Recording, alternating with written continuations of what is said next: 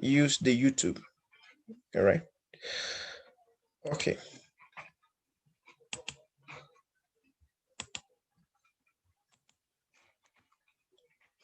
Then the next one is for you to create personas. Personas are just like attributes that will make you easily identify the person you are looking out for as a client. Okay. We'll also use some examples to find what personas really are. Then we said micro target. In marketing, we always try to drill down to the right people we need to sell to. Okay, so you cannot just say everybody is your client. You have to keep narrowing down till you find who your target really is. Then you also layer on the personalization. On the personalization, name, customizing experiences with your target audience is also important. All right. Okay. Then in this whole profiling we are talking about, you could do the demographic profiling, and demographic has to do with age, sex, religion, social background, income level, salary, and all of that, location, social values rather, all of that lie under demographic profiling. So if you want to micro target based on demographic, then you could use variable information set to classify who your target audience could be. All right, then the next one is the geographic profiling. The geographic profiling has to do with location. So you could also categorize your clients based on location. Like you could say, okay, as a consultant, you want to target people in Lekki or companies in Lagos, or you want to target companies in Abuja, or you just want to target companies in the cities. So that could be a form of geographic profiling, or you want to target people only in the cities. Then the next one is the psychographic profiling. The psychographic profiling are those that actually are based on esteem needs. So those that are always looking for social class or a form of class. Okay, so you could also categorize your customers based on such categories. Like yesterday, we were able to find out through Maslow's theory of needs that some people, especially in the professional industry, some people or some professional bodies, they don't actually sell knowledge. They just sell a feeling of self-esteem. So many people just go, okay, I want to be a fellow of this body, but no training given, nothing, just pay and you get that certificate, and then you could use the acronym, right? So that's an esteem need and an esteem kind of profiling, psychographic kind of profiling. So if you want to also sell your consulting service based on psychographic profile, you're also permitted to do that. Then you have behavioral profiling. That means you want to profile your customers based on certain behaviors. You have been able to identify the kind of behaviors that you think should be the best advantage for yourselves. So you categorize people with such kind of behaviors and then focus on them as your target audience. Then you have the RFM, that's recency frequency monitoring. That's, you could categorize your customers based on the frequency and volume of money they spend per time. Okay, you could say, okay, those that spend between this range and this range, okay, they are the people I'm going to target. Okay, so that's going to be based on monetary profiling. It could be those that spend between this and this, or those that earn between this and this, or those that handle projects between this and this. Okay, those are the people you're going to profile. So you could do the demographic profiling having to do with age, class, sex, social values, religion, and all of that, income level, family size. You could do that on demographic profiling. Then you could use geographic profiling. basically on location. And like I said, you could say, okay, I'm going to focus on people in the cities. All right, I'm going to focus on people in the cities. Or you could do psychographic profiling, those that always want to feel good. Okay, they don't, money is not their problem. Okay, they just want to spend money, but they spend money on things that they feel like others can't really have. So anything that can make them feel different from others, they really want to buy. They have those on behavioral. Okay, you have identified some forms of behavior that you feel, okay, these clients that I'm going to target, this is how they behave. All right, so I'm going to be targeting these people with this kind of behavior. All right, then you have the RFM, that's recency frequency monitoring. So based on money, either inflow or outflow. Okay, range, people that handle a particular range of money, companies that handle a particular range of money, then you could target them also. And all of these are all part of micro targeting. All right. Then example of still micro targeting is something like knowing your customer. Okay, they call it KYC, knowing your customer. So if you want to use the demographics kind of knowing your customer, so you have things like age, gender, contact, purchasing history, income, professions, education, marital status, number of children, interest, and many more that you can find out under the demographic profiling. Okay, so this is a good example of demographic profiling, right? Now you have what we call the customer avatar. I know you might not really see all of this very well, but you can see the major information that are captured there. Okay, so you have customer avatar or the personas. This is where we now talk about the customer persona. All right, what picture do you create that could represent the actual person you're looking out for? Those are the personas. So this worksheet, you have goals and values. Then you have source of information, challenges and pain points, then objections and rules. Then you have the name, the age, the gender, the marital status, and all of those things listed. Now, you're actually looking for a particular person called a customer. So you start with trying to be sure that these people you're going to be marketing to, they have the same kind of behavior. They fall in the same kind of category, right? So you could have people who have the same goals and values. Those could be the people you want to consult for. They have the same goals and they have the same values. Okay, so if you're going to now focus on the kind of goals and values that these clients should have, you can now write them down. Goals. What are the kind of goals these people I'm consulting for should have? Okay, maybe they should have revenue goals, HR goals, and all of that. You list them down. What should be their values? Maybe they are professionals, career persons, and all of that. You write them down. There's sources of information. Where do they get their information from?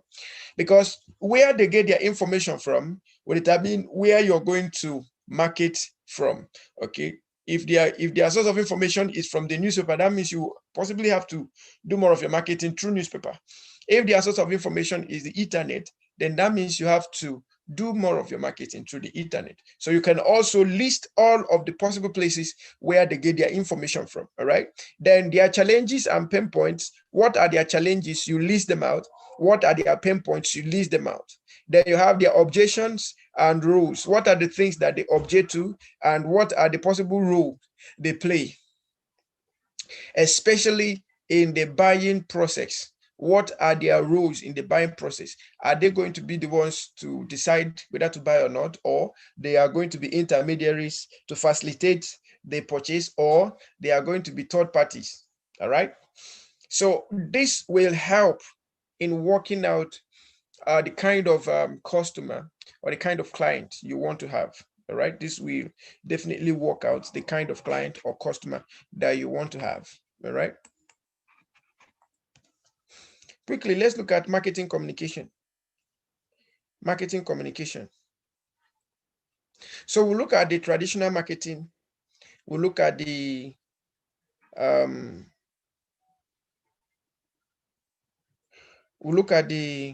promotions. Then we'll look at the web and social media. Web and social media. Now, in the marketing communication, we basically have advertising, public relations and publicity. Then we'll have direct marketing, then we'll have personal selling, and then we'll have promotions. Advertising can be done through print media, digital platforms like social media, or it could be done through any other means of advertising. Okay. Then we can also use public relations and publicity as also part of communication, marketing communication. All right. And all of these things actually listed here can be used as part of marketing communication.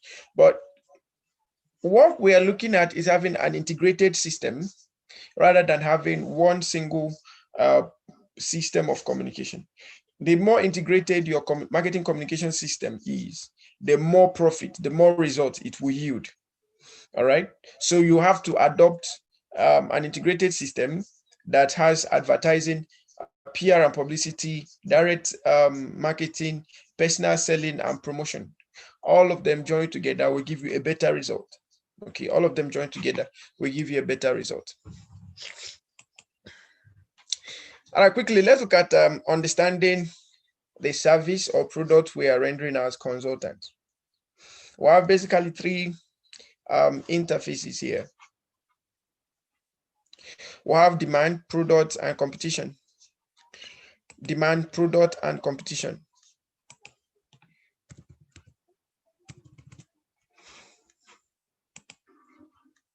Now, under the product, what do you do best? That's what we want to find out from the product. That's what your product should be selling. Your product should be selling your uniqueness. Remember, yesterday I made mention that if you really must be a consultant, then you must discover the best of your uniqueness that you want to sell out as value. All right, that's very, very important. So what do you really do best? So if you have a product, you're going to sit down and write out all the value that those products will bring in. Okay, all of those products, all of those value that your product will bring in or your service will bring in. All right. Then you have your demand. What are customers looking for? So you have two things here right now. The first one is the value offering, and the second one is what problems customers are facing and your product is going to solve. So if you can write down all the problems or all the possible things that customers are looking for, then write out all the value that your product has, and then begin to create an interlink, which value will solve each of the problems. And then by the time you're done, you will know what is remaining to be done as to the demands of customers or as to the product values that you have. All right, then you have the competition. The competition is going to stand in between you and the customer. Where you're unable to meet up with the customer's demand or customer's need, the competition will be there to solve that need. And there is one thing about the competition doesn't come to solve just a particular need and then allow you to solve another. When the competition is coming, they are coming particularly to take off the market. Every competition is out there to take off the market. They are not there to share the market. Okay, so as much as we can, you have to now create how unique, what makes you different, what makes you unique from the other competitors. That is part of the things customers will keep looking at in order to keep patronizing your service. Okay, so your competitive advantage will not be a function of your uniqueness as regards to other people that provide such services or provide such products. So while we are going to take a break, I will need us to snap this. I will need us to snap this. Just snap it. Then as you snap it, when we go on break, because we are going to go on break very shortly, and there are just two things I would like us to do while on break. The first one is creating the customer avatar, our customer avatar. And then the second thing will be to create this product. You want to start a consulting firm, right? So the first thing, or one of the first thing, is to understand your product. So you're going to create that product that consulting product or service you want to sell, you're going to create it using this simple chart. All right. So what is the product? All the values that the product is going to give, you write them down. What are the challenges? What are the problems you think customers have, clients have, that product can fix? And then what really makes you unique? Why should customers or clients leave other competitions to come and buy from you? All right, this is very, very important. All right, now the intersection between demand and product is what we now call market relevance. If your product is able to meet the demands of the customer, then we could say that your product is relevant. Okay, and we are going to mark all of this when we come back in the next 1 hour or so. Okay, in the next 1 hour when we come back, your product, by the time you finish analyzing your product and analyzing the demands that customers have, will find out whether the product is really relevant in the market or not. Then the intersection between product and competition is what we call the market fit. Okay, market fitness means that, okay, this product is actually suitable for this market. It is suitable for, it will thrive in this market, because a product can actually have relevance, but at the same time, if it is in the wrong environment, it might not be fit. Okay, then the intersection between demand and competition is what we call market opportunity. And for you as a consultant, in this case, remember we spoke about consultants being creative and innovative. The more you solve these problems, the more you get to understand that there's quite a number of problems that these customers have. So your innovative abilities, your creative abilities will be able to capture the market opportunities that still exist. Okay, that still exist. I've given these instances severally. I say, if you take a look at bank, most banks started as just bank, but today some banks have insurance, some banks have registrar, some banks have hospital, some banks have transport companies. Okay, but the first of all started with what? The first of all started with banking. So the more they serve, the more they realize other opportunities that existed. Okay, and they were able to capture it. Now, if you can actually create a whole product that will keep your customer all around you all the time, it will be difficult to lose such a customer. But in a situation where your customer will find this product here today, tomorrow he will go and find it find another part of this product, another place. Then next tomorrow you keep moving up and down. One day you lose that customer forever. So I say, snap this. In the next few minutes that we'll go on break, you're going to sit down on your table and design this consulting product the way you want it to be. And then when we come back, you are going to share with us, everyone going to share with us what is consulting. You're going to make a pitch of this product that you're designing for yourself and for your company. Okay. Now, as part of the things you do in product development, now let's quickly look at this. Understanding value proposition. Value propositions are actually the things that customers look at as value, what customers consider as solutions in the product or service you're selling. All right, so we have value proposition designed for customers, right? Now, what are the things contained in value proposition? I will also need you to snap this, because this will also help you. Everything we are doing here, we are doing it in very simple terms. There is not too much grammar, because I believe we've passed the levels of too much grammar. We should be able to grasp everything in pictures and in graphs and in figures, right? Okay, so what is value proposition in this case? Now, value proposition, you have your products and services. Now, what are the gain creators in these products and services you're selling? What are the gains that the person buying this product will have? Okay, what are the gain creators? Then what are the pain relievers? So your value proposition will contain the gains and the pain reliefs that this customer is going to have.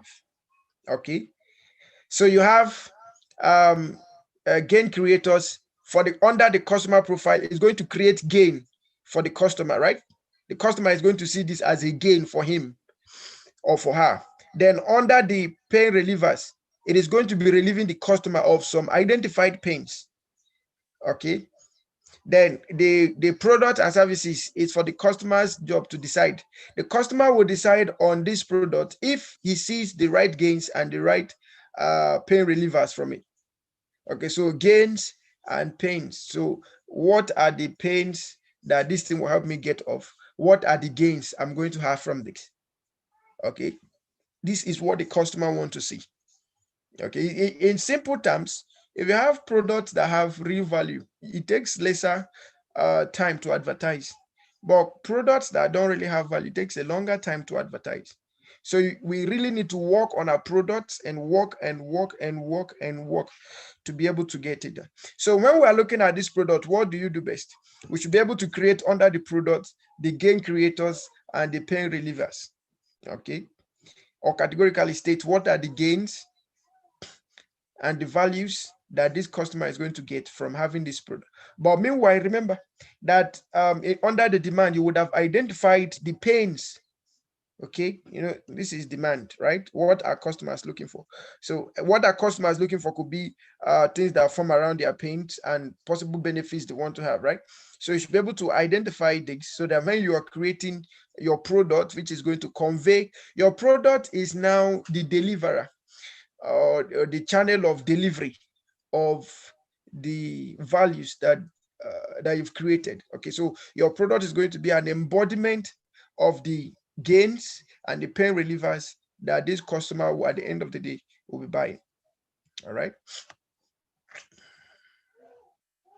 Now, there is this misconception that most of us have sometimes, and that misconception is actually misplacing value proposition with unique selling proposition, which is not the same.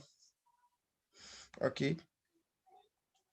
Value proposition is the benefits, the gains that this product is giving. Unique selling proposition is a form of competitive advantage for you. What makes you different from the others? All right. So if you look at this graph also, or this, what will I call this now? Or this whole diagram here. So you have what the customers want, what your brand does, and what your competitor does well. So what the customer wants versus what your brand does well. If what the customer wants is being satisfied by what your brand does well, then that is going to be a winning zone for you. Okay, it's going to be a very unique selling proposition for you. All right, then what the customer wants and what your competitor does well. In this zone, you are not, you won't be able to perform more than your competitor here, because the truth is that your competitor does well more than you in this area. So this is going to be your losing zone. Okay, then you have what your brand does well versus what your competitor does well versus what the customer wants. So you and the competitor are now dragging the needs, trying to satisfy the needs of the customer. Now, if the customer was just going to be in between what your brand does well and what the customer wants, there is possibly not going to be enough competition, right? And the same thing applies if what the customer wants versus what your competitor does well. There will be no much competition between you and your competitor. But in a case where what you do well and what the competitor do well is what the customer wants, so there's going to be a force of competition between you and your competitor. Okay, then a situation where what your brand does well versus what your competitor does well. No, this is between you and your competitor. So customers are not really paying attention to this area. All right, they're not paying attention to this area of who cares. So you don't really bother, and your competitor doesn't really bother. Okay, so in the winning zone, clear point of difference that meets the needs, make it even bigger. Losing zone, your competitor meets the consumer needs better than you do, you will be crushed. Then the risky zone, that is a competitive battleground. And that is why in this class we'll be looking at the blue ocean strategy so that we can be able to understand more of this whole marketing thing, especially in the consulting field. All right. Maybe by next week, we'll be looking at the blue ocean strategy so that we can understand it very well. At the end of this class, by the end of this class, you should have been able to come up with a clear concept, clear product, clear structure of how your consulting practice should work, and then put it to work, right? By the end of the 3-4 weeks we are going to be having, you should be able to come up with a clear concept, clear structure, clear product, clear service that your consulting firm should be delivering. All right. And if you so wish, you can go ahead and register it and then start your practice in the little way you can and then grow it. All right. The market positioning. Market positioning. Yeah, we need us to understand this also. We have market demand, that is what clients want. Then you have competition, unoccupied market positions. Then you have key strengths, what your company does best. All right. So market demand, using IPM as a case study. So what does students want? We should be able to list all of that here. So in your own case, market demand, what does the clients want? You'll be able to list all of them here. And then key strength, what does your organization does best? And then in the competition, the unoccupied market positions, what are they? How prepared are you to tap into them? How strategic are you? So for you to be positioned well in the market, you should be able to meet the present needs of customers as well as be ready to meet their future needs. Do you get that? So meeting their present needs is currently what they want now. Meeting their future needs is the unoccupied market positions that must be met. Okay, so you should be strategic enough to meet the present need as well as meeting their future needs. And then consistently you build on your key strengths to offer value to them. Focus positioning efforts here. What customers want versus what you do best. Okay, so at the meantime, this is where you focus more of your strength. Don't bother on what the competition does best. So what you're going to be focusing more on, what customers want versus what you do best. So that is going to be your unique selling proposition. You see this point? This is going to be your unique selling proposition. As much as you can expand this unique selling proposition, what you do best versus what your customers want. Okay, you're going to focus on it and then make sure you expand it. Make sure customers get to like it every day. Make sure that customers get to be intrigued by your innovations and all of the things you do best to just help get them satisfied. All right. Okay, for marketing in consulting, presentation is key to marketing. Is it that you're making physical presentation, or you're making virtual presentation, or you're making written presentation? So whichever one, presentation is key. So how do you deliver an excellent presentation? Number one, tell a captivating story. When we say tell story, we don't really mean tell story of your father and your mother, your brothers and sisters and the likes. We mean tell relevant, correlating stories about your product. You could actually tell stories of how you started, tell stories of customers, how you've been able to handle customers and all of that. Make sure that whatever thing you're telling as a story should be a wonderful, should have amazing or wonderful relevance. So for instance, when we say you're welcome to IPM, a legally registered professional training and certification institute in Nigeria, we are legally registered with Corporate Affairs Commission, and we are approved by the Federal Ministry of Education. We are chartered by the Chartered Institute of Management Consultant USA and accredited by the Society for Human Resource Management USA. And we are also in affiliation with Professional Evaluation and Certification Board Canada. We've trained over 10,000 professionals since 2015 and still counting. We have our professionals all across top management, middle management, and low management. All right. So if I tell you this kind of story, you'll be much more interested to hear what I want to say. All right. So that's The story should be captivating. The story should convey value to the listener. Then the second one is show a gripping photo. Use photos, use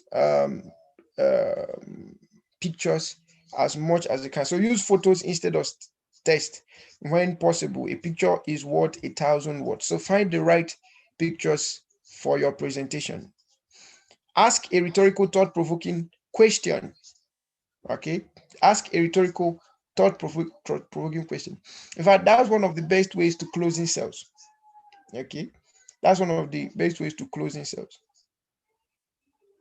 Like in IPM, if you ask us, can I take this course next year? We'll always tell you yes. But we'll ask you a simple question. What if the cost of the program doubles by next year? Will you still be able to do it?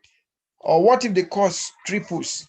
Okay, hope you understand that we are having this discount because this is a COVID era. By next year, what if there is no COVID and we return back to 150,000 instead of 85,000 and 120 instead of 65? The person gets to think about it, and you possibly hear the person ask you a question like, can I pay in installment? Okay, so you need to ask the right questions that will motivate the client to make the right decisions immediately. Then state a shocking statistic or headline. That's also very, very important. Facts and figures help in capturing the attention of the audience. Facts and figures help in capturing the attention of the audience. Like as it were today, it has been recorded that consulting grew by over 40% this year. And in the next 10, 20 years, it's expected that consulting will be contributing almost 1/3 of the total GDP, global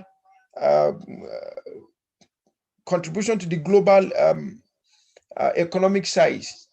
Okay, and there have been several things showing that, like, we have more consultants today or more people going to consulting than career. Okay, so when you have the right statistics, it will help in capturing the attention of your audience. Then use powerful quotes relative to what you are giving. Powerful quotes. All right. Then use a prop or creative visual aid. Where there is creative visual aid is also videos. Okay, videos could also be very, very a good way to communicate. All right. The do's of presenting. Practice makes perfect. So as much as you can, practice your presentation before you go. Then introduce yourself in the most amazing way. Make sure you give eye contact. Use props like videos, handouts, and all of that. Then ask questions. What's the sales process in the consulting industry? Number one, you do the prospecting, you do preparation, you do the approach, you do the presentation, then you do the handling of objections, and then you do the closing and follow-up. So you keep this rolling: prospecting, preparation, approach, presentation, handling objections, close out. You keep doing that, and where is necessary to, not that is where is necessary, always try as much as you can to make use of referrals, networking and referrals. Okay, that's very, very important. Prospecting, preparation, approach, presentation, handling objections, and then you have closing and follow-ups. All right. Okay. The sales process. Number one, build a relationship. Have a good rapport. Gain your customers or clients' trust first. Number two, find out your customers' need. Use effective listening skills. Number three, match products and services to their needs. Have good product knowledge. Number four, match the benefits to your customers' needs. Match the benefits of the product or service to the individual's needs of your customer. Number five, encourage your customer to purchase. Overcome any concerns and reservation. Number six, close the sale. Agree to provide the product or service. While you are marketing, one of the key things there is communication. So benefit of effective communication with clients. Regular communication makes changes easier. Customers can be source of new ideas as you keep communicating with them. Listening to customers' needs help companies tailor and improve their products and services. Good reputations are spread just like bad ones. So if you must spread your good reputation, keep communicating. It also has a way of reducing the risk of mistakes, enabling faster decision making, enabling quicker responses to market changes, improving coordination between departments, and then improving morale and motivation of your team. Also, importantly, customer service is part of marketing in consulting. So what are the steps to excellent customer service? Number one, getting the issue resolved quickly, as fast as you can. Then first, interaction resolution. Always try as much as you can to resolve issues as forthand. Then quick responses. Even if you're not providing the answer immediately, but make sure you respond to customers as fast as you can. Then integrated multi-channel communication. Try as much as you can to have an integrated communication channel. Use emails, use SMS, calls, whichever one that best suits you, social media pages, and all of them. Use the more integrated systems. Then use customization. Treat customers as individuals. Don't use the approach you used to treat A, you use it to treat B. That might not really work. So personalize their treatment. It also have dedicated consultant for each of these clients. Okay, then be polite and friendly. Most effective digital marketing tactic. As of 2018, this was presented as the most effective digital marketing tactic. So we had the social media gathering 18%, content marketing gathering 17%, marketing technology gathering 16%, search engine optimization gathering 15%, email marketing gathering 13%, search and social ads gathering 11%, and data management gathering 9%. Okay, this was published on marketingcharts.com on December 2017, and data source are sent to and its research partners. Okay. Now, we might not have presented the one of 2020 as it were, but this is just to tell you that the digital space is actually taking more of the opportunities that come around marketing. I said something yesterday. You don't really need to have all of those money that you think had been keeping you. You don't need to have all of those offices. You could start from where you are right now. You could use social media. You could start with content marketing. In fact, I will always encourage, use all of them. Yes. Find a platform that gives you the privilege to use all of them. How do I mean? Find a platform that allows you to use social media. At the same time, you could do content marketing, providing relevant content to your audience. It has a way of connecting you to them and bringing you to them and bringing them to you. All right. Then try to use marketing technology as well. Okay. You could build apps, mobile SMS and mobile marketing and all of that. Okay. Then use all of them. Or perhaps you could start with the ones that best suit your capacity at the time. Okay. You might not know how to design a website, but to open a blog is easy. To open a Facebook page is easy. To open a LinkedIn page is easy. So you could start from there and use them as your default website and use it to market your content, market your products and services at the meantime, pending when you have all the resources to now build a standard website. All right. Okay, so this is where we are going to take a break. And then when we return, we will go through all of these things we have been, we've learned. What's the time now so that we know when we are returning?